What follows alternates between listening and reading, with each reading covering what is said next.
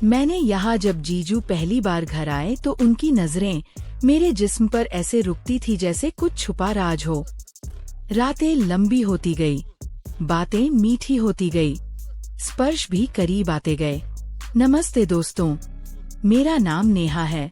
मैं 22 साल की हूँ और देखने में ठीक ठाक ही हूँ। वो क्या कहते हैं ना, थोड़ी सी गोरी थोड़ी सी भरी भरी, ऐसी के लोग मुड़कर देखते हैं। मेरी आंखें बड़ी बड़ी है और जब मैं हंसती हूँ तो मेरे होठों पर एक अलग ही चमक आ जाती है, जैसे कोई मीठी सी बात कह रही हूँ। मेरी कमर पतली है लेकिन कूल थोड़े चौड़े, जो मेरी साड़ी में और भी अच्छे लगते हैं। मैं गांव के पास वाले छोटे शहर में रहती हूँ। घर में सबके साथ हंसी मजाक चलता रहता है। आज मैं आपको अपनी एक कहानी सुनाने वाली हूँ जो मेरे और मेरी जीजू की है। जी हाँ, जीजू वो मेरी दीदी के पति, नाम है उनका अमित। अमित जीजू देखने में बहुत स्मार्ट हैं। लंबे चौड़े कसरती बदन और वह मुस्कान जो दिल को छू जाती है। कहानी थोड़ी रोमांटिक है, थोड़ी मजेदार और हाँ, थोड़ी सी शरारत भरी भी। सुनते रहना क्योंकि ये कहानी धीरे धीरे खुलती जाएगी जैसे कोई फूल खिलता है। तो बात उस दिन की है जब दीदी की शादी के बाद पहली बार जीजू हमारे घर आए थे। शादी को अभी 2 महीने ही हुए थे और दीदी घर आई हुई थी कुछ दिनों के लिए। मैं कॉलेज में पढ़ती हूँ, BA फाइनल ईयर, और घर में माँ पापा, एक छोटा भाई और अब दीदी जीजू। जीजू आए तो घर में जैसे खुशियों की बरसात हो गई। सब हंस कर बातें कर रहे थे। शाम को चाय का समय था। मैं किचन में चाय बना रही थी। जीजू बाहर बरामदे में पापा से बातें कर रहे थे। अचानक जीजू अंदर आए। कहने लगे, नेहा चाय में थोड़ी ज्यादा चीनी डालना, मुझे मीठा पसंद है। मैंने मुस्कुरा कर कहा, जी जीजू डाल दूंगी, लेकिन ज्यादा मीठा तो सेहत के लिए अच्छा नहीं ना। वो हंसे और बोले, अरे कभी कभी मीठा खाना चाहिए, जीवन में स्वाद आता है। उनकी बात में कुछ ऐसा था कि मेरे मन में एक हलचल सी हुई। मैंने सोचा क्या ये डबल मीनिंग है, लेकिन मैंने मन को समझाया, नहीं नहीं जीजू ऐसे नहीं है। फिर भी जब मैं चाय लेकर गई तो जीजू की नजरें मेरी तरफ थोड़ी देर रुकी, जैसे कुछ कह रही हूँ। रात को डिनर के बाद सब बैठे टीवी देख रहे थे। दीदी थक गई थी, सोने चली गई। मैं और जीजू बरामदे में बैठे बातें कर रहे थे। जीजू ने पूछा, नेहा कॉलेज कैसा चल रहा है, कोई बॉयफ्रेंड है क्या? मैं शर्मा गई, बोली, नहीं जीजू, मैं पढ़ाई पर फोकस करती हूँ। वो बोले, अच्छा है, लेकिन जीवन में थोड़ा रोमांचक भी जरूरी है, वरना सूखा सूखा लगता है। उनकी आंखों में एक चमक थी और मैंने महसूस किया कि वह मेरे करीब बैठ गए हैं। मेरी सांसें तेज हो गई, लेकिन मैंने खुद को संभाला। हम बातें करते रहे। जीजू ने बताया कि वो जॉब करते हैं, शहर में इंजीनियर हैं। मैंने कहा, जीजू आप इतने स्मार्ट हैं। दीदी लकी है। वहाँ से बोले, तुम भी कम नहीं हो नेहा, तुम्हारी मुस्कान तो किसी को भी घायल करते। रात गहराती गई और हमारी बातें लंबी होती गई। मैं सोच रही थी कहीं यह सब कुछ ज्यादा तो नहीं हो रहा, लेकिन जीजू ने कभी कुछ गलत नहीं किया, बस बातें ही थी जो थोड़ी सी मीठी लग रही थी। अगले दिन सुबह मैं उठी तो जीजू पहले से जगे थे। वो घर के पीछे वाले बगीचे में टहल रहे थे। मैं भी वहाँ चली गई फूलों को पानी देने। जीजू ने कहा, नेहा ये गुलाब कितने सुंदर हैं, लेकिन तुम्हारी तरह नहीं। मैंने हंसकर कहा, जीजू आप भी ना मजाक करते हैं। वो पास आए और एक फूल तोड़कर मेरे बालों में लगा दिया। उनकी उंगलियां मेरे बालों को छू गई और एक झुरझुरी सी दौड़ गई। मैंने सोचा क्या ये रोमांस की शुरुआत है, लेकिन फिर जीजू बोले कि फूल तुम्हें सूट करता है जैसे परिवार की खुशबू। उनकी बातें हमेशा 2 तरफ जाती लगती, एक तरफ मीठी, दूसरी तरफ घरेलू। हम बगीचे में घूमते रहे। जीजू ने बताया कि उन्हें गार्डनिंग पसंद है और मैंने शेयर किया कि मुझे किताबें पढ़ना अच्छा लगता है। बातों बातों में समय निकल गया और ब्रेकफास्ट का समय हो गया। दोपहर में घर में सब आराम कर रहे थे। दीदी सो रही थी, पापा बाहर गए थे। मैं अपने कमरे में किताब पढ़ रही थी। जीजू अचानक दरवाजे पर आए। बोले, नेहा क्या मैं अंदर आ सकता हूँ? थोड़ी बात करनी है। मेरे दिल की धड़कन तेज हो गई। मैंने कहा, हाँ जीजू आइए। वो अंदर आए, बेड के पास बैठ गए। बोले, नेहा तुम्हारी दीदी ने बताया कि तुम्हें डांस पसंद है, दिखाओ ना कुछ स्टेप्स। मैं शर्मा गई लेकिन उठी और थोड़ा सा डांस किया। जीजू ताली बजाते रहे। उनकी नजरें मेरी कमर पर रुकी जैसे कुछ सोच रहे हो। मैंने रुक कर कहा, बस जीजू इतना ही। वो बोले, वाह तुम्हारा मूवमेंट कितना स्मूथ है। जैसे कोई लहर। फिर वो उठे और मेरे कंधे पर हाथ रखकर बोले, तुम बहुत टैलेंटेड हो नेहा। उनका स्पर्श गर्म था और मैंने महसूस किया कि कमरे में एक टेंशन है। लेकिन जीजू ने बस इतना कहा और चले गए। मैं सोचती रही, क्या यह सब कुछ होने वाला है? क्या बस मेरी सोच है? शाम को हम सब मिलकर किचन में डिनर तैयार कर रहे थे। जीजू भी मदद कर रहे थे, सब्जी काट रहे थे, मैं रोटी बेल रही थी। जीजू ने कहा, नेहा तुम्हारी रोटियां कितनी गोल है, परफेक्ट। मैंने मुस्कुरा कर कहा, प्रैक्टिस से जीजू। वो बोले, हाँ कुछ चीजें प्रैक्टिस से और अच्छी हो जाती है।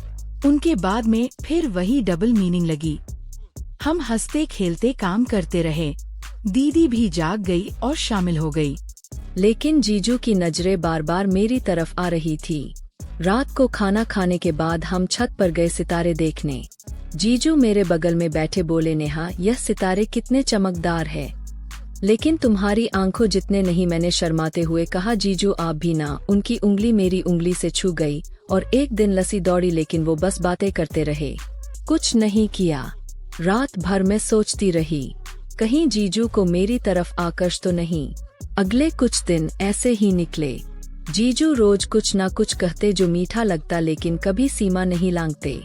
एक दिन मैं कपड़े धो रही थी, आंगन में जीजू आए। बोले, नेहा मदद करूं? मैंने कहा, नहीं जीजू मैं कर लूंगी।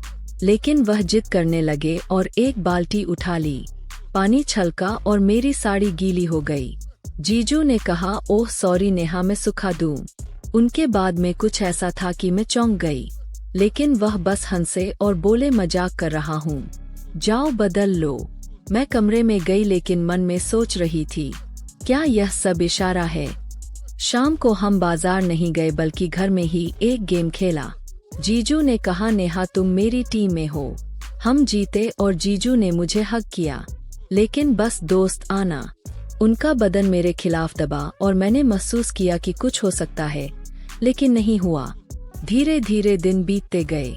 जीजू अब घर के कामों में ज्यादा मदद करते। एक सुबह मैं योगा कर रही थी कमरे में। जीजू दरवाजे से झांक कर बोले, नेहा तुम्हारा पोज कितना फ्लेक्सिबल है। मैंने कहा, जीजू आप भी ट्राई करो। वो अंदर आए और ट्राई करने लगे। उनकी शर्ट ऊपर उठ गई और मैंने उनके एब्स देखे। मेरी सांस रुक गई, लेकिन मैंने कुछ नहीं कहा। हम हंसते हंसते योगा करते रहे, लेकिन कुछ नहीं हुआ। दोपहर में मैं किताब पढ़ रही थी। जीजू आए, बोले, क्या पढ़ रही हो? कोई रोमांटिक नवेल? मैंने कहा, हाँ जीजू, लेकिन रियल लाइफ बेहतर है। वो बोले, सही कहा, कभी कभी रियल में ट्राई करना चाहिए। उनकी आंखों में चमक थी और मैं सोच रही थी अब क्या होगा, लेकिन वह बस किताब देखकर चले गए। एक शाम घर में सब बाहर थे, सिर्फ मैं और जीजू घर पर। जीजू बोले, नेहा आओ फिल्म देखें। हम सोफे पर बैठे। फिल्म रोमांटिक थी और एक सीन में हीरो हीरोइन को किस करता है। जीजू ने कहा, कितना पैशनेट है ना। मैं शर्मा गई। जीजू का हाथ मेरे हाथ के पास आ गया। मैंने सोचा अब तो कुछ होगा, लेकिन फिल्म खत्म हुई और जीजू बोले, अच्छी फिल्म थी, परिवार के साथ देखने लायक। मैं हैरान थी। रात को मैं बेड पर लेटी सोच रही थी। जीजू का कमरा बगल में था। अचानक दरवाजा खुला। जीजू आए, बोले, नेहा नींद नहीं आ रही, बात करें। हम बातें करने लगे। जीजू बेड पर बैठ गए। उनकी उंगलियां मेरे बालों में फंसी। मैंने महसूस किया कि अब सस्पेंस पीक पर है। लेकिन जीजू बोले, नेहा तुम मेरी छोटी बहन जैसी हो। लेकिन स्पेशल दिन गुजरते रहे। जीजू अब मेरे साथ ज्यादा समय बिताते। एक दिन हम घर के स्टोर रूम में सामान ढूंढ रहे थे। अंधेरा था। जीजू का हाथ मेरी कमर पर लग गया। बोले, सॉरी नेहा, लेकिन तुम्हारा टच सॉफ्ट है। मैं चुप रही। हम सामान निकालते रहे लेकिन मन में तूफान था। शाम को जीजू ने कहा, नेहा तुम्हें गिफ्ट देना है।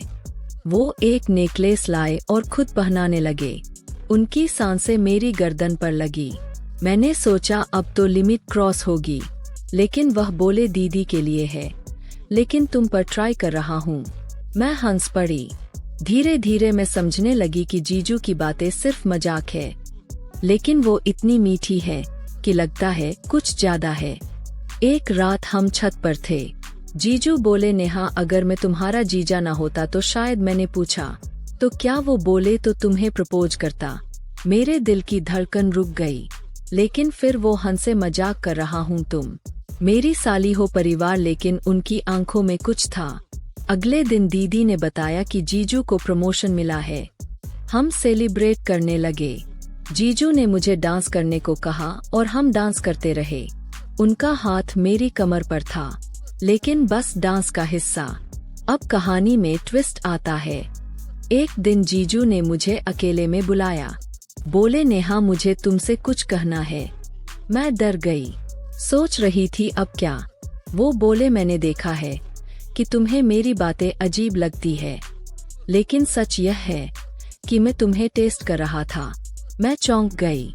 जीजू ने वह बताया, तुम्हारी दीदी ने कहा था कि तुम बहुत भोली हो और बाहर की दुनिया में लोग फायदा उठा सकते हैं, इसलिए मैंने जानबूझकर ऐसी बातें की डबल मीनिंग वाली, ताकि तुम सीखो कि कैसे हैंडल करना है।